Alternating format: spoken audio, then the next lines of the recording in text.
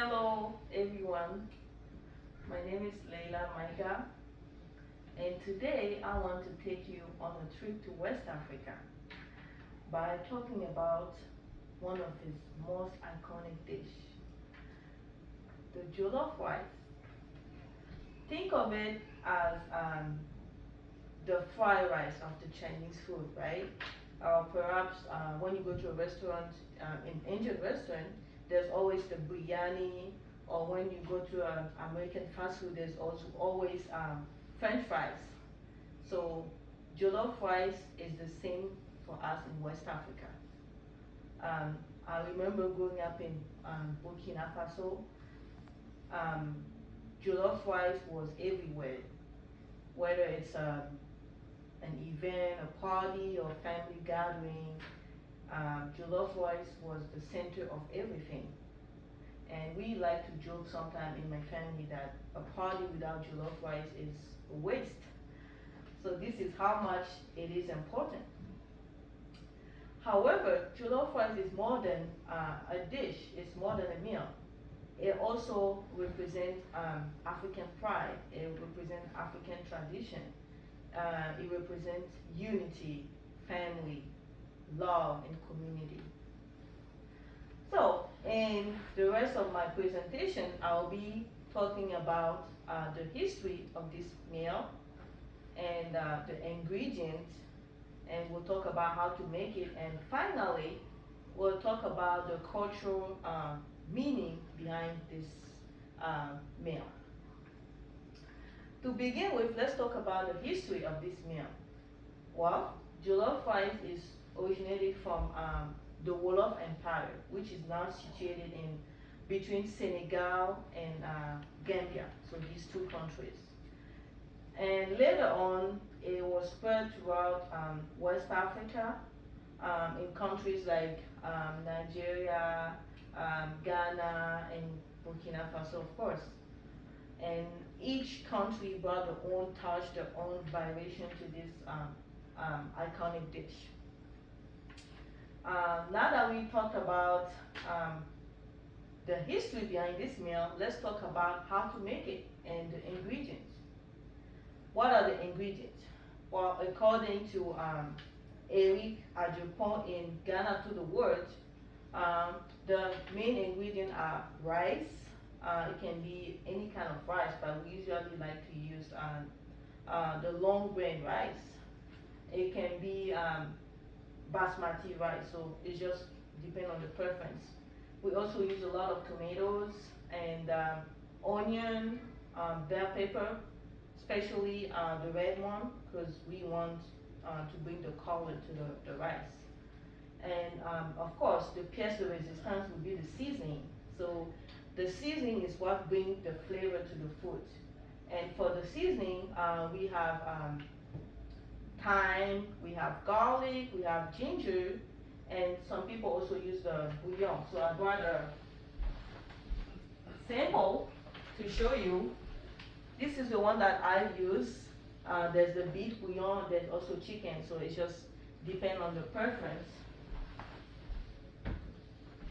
So now that we have the seasoning and all the ingredients, how do you make it, right? So you start by building your base. So the base will be the red stew.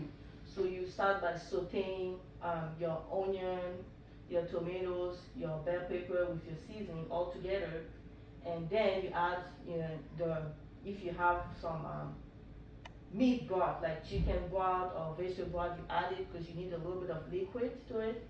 And once all of this start boiling, then you add your uncooked rice, and you let it simmer in there so it can absorb all the flavor.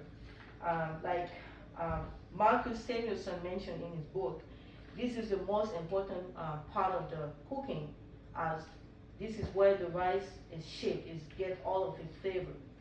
And after that, you just leave your food on slow heat, sorry, and then once it's ready, you can serve it. And you should have a beautiful red rice, which is so flavorful and delicious. That can be served with any kind of protein like fish, chicken, beef, any kind of protein that you like. Yeah, so now that we talk about the ingredient and how to make it, let's talk about what is the cultural meaning behind jollof rice. Well, jollof rice, as I mentioned before, is at the center of every celebration, whether it's a birthday or party or just a simple family gathering or even at a restaurant, it's everywhere. But why is it everywhere? Because jollof rice is a symbol of unity, family, and community.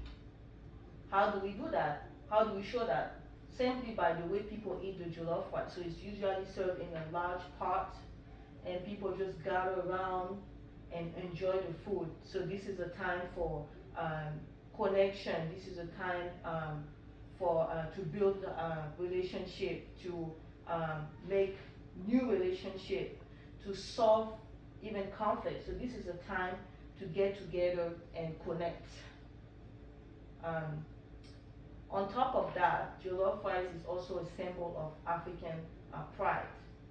So each country in West Africa brought their own twist to this food, right? And it's pretty much based on the local ingredients. For example, in Nigeria, they like the rice really spicy, so they use a lot of spice. So spice using in the region, pretty much. So there's one called the tatafe. Pepper is super spicy, and that's what they use pretty much in the cooking, which make the rice super spicy. And on top of that, this inspired a lot of battle and cookout. One of the famous one is called Jollof War. Pretty much, like the name is saying, chef from around the region will meet, and then everybody will decide to cook their own version of jollof rice, and then there will be a judge who decide who makes the best jollof rice. So this is just a symbol of African pride. Everybody is proud of the jollof rice. And lastly, it's just a meal that's being passed from generation to generation. It's like a family secret, kind of. I remember my mom, the first time my mom taught me how to make the jollof rice, she called me in the room and she's like, I have a secret, to tell you.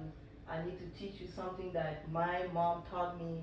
It's super important, and she showed me how to do it. And this was, she learned that from her mom, who learned that from her mom. So this is just how it's being passed down. The secret is being passed down from generation to generation, from family to family. And it's just something that we are so proud of. So pretty much jollof rice is not only unique for its ingredients and history, but what it stands for. So jollof rice stands for African pride. It stands for African tradition. It stands for unity, for community, for love. And jollof rice simply is a celebration of West Africa. For that note, I will leave you with this jollof rice that I made. So pretty much I made it, and right here, this is my own version of it. And yeah, next time that you think about trying out a new food, I will advise to try the jollof rice. Thank you so much. Thank you. Good.